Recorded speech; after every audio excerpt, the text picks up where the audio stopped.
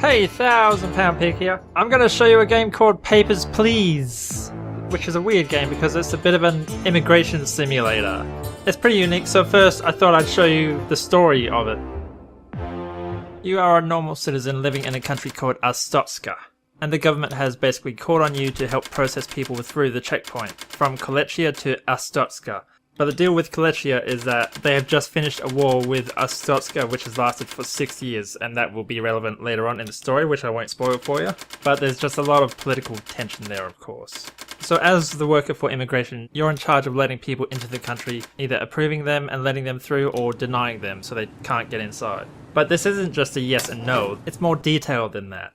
There are discrepancies all over the place. You have to check if the valid date is right, if they really are male or female, if the photos match, if their passport is a fake. You can potentially let in smugglers, spies, terrorists, or even at some point slaves, where every now and then there will be someone with papers to get into the city. Everything can all work out for them. You can approve them into the city and they can give you a secret message saying, please help me, a man in the queue further down from me, he is forcing me to work into a brothel, please don't let him through. But it's paperwork, you gotta let him through.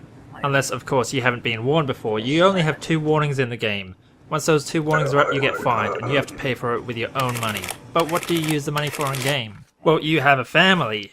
Remember, at the start of the game, as you got into your new apartment, you moved your whole family there as well. And that includes your wife, your son, your uncle, and even your mother-in-law, which I'm sure most people won't give a crap about. At the end of each day, you have to go home to them, you have to bring home money, and this can pay for a variety of things, such as food, heat, the rent, which always sucks. And if they get sick because you missed out on feeding them food, or they got cold, then you have to buy medicine for them. And these things can add up, and your family can die.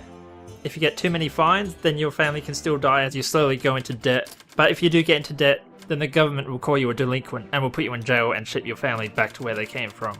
So it's a pretty brutal game. It's very detailed.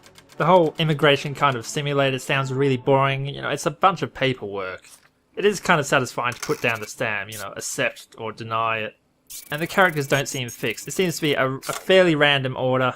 I don't remember seeing the same person twice, unless it's special people, such as this one guy who's just a joke, you know, he shows up without a passport, so you tell him to go away because he needs a passport. On the next level he comes back with his own homemade passport. It's awesome. I've only gotten to level 4 or 5 into the game. It's a hard game, really hard. I just want to keep denying him, just see what he'll come back with next. But the game doesn't have much action. Of course there isn't any combat, there's no big flashy sounds or anything like that. So I'll just give you a minute of unedited gameplay footage, just so you can get an idea of what the game is like.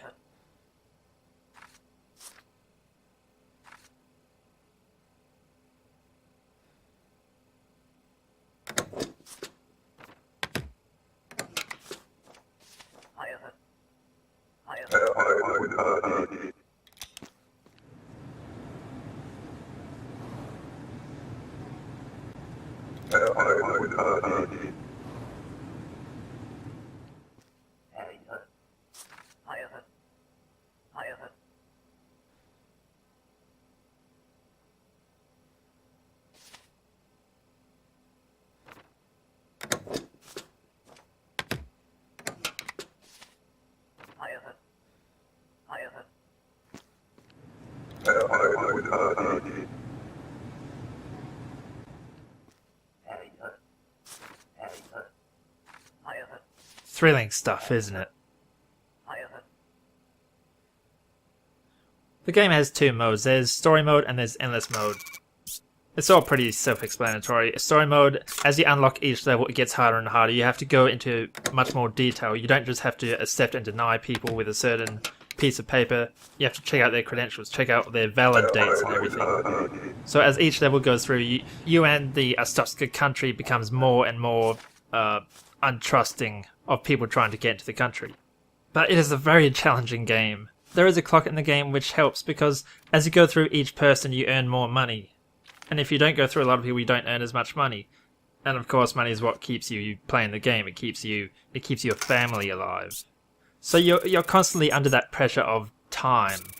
You're racing through all these papers while you have to try and check out all the details, make sure everything is correct, or else you'll get fined.